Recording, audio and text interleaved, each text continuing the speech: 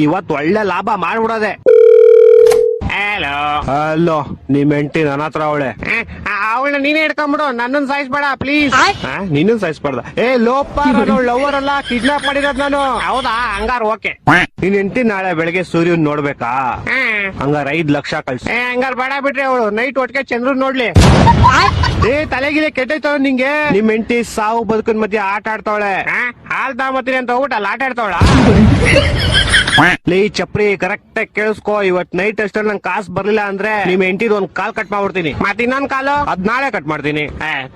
ಎರಡು ಇವತ್ತೇ ಕಟ್ ಮಾಡ್ಬಿಡು.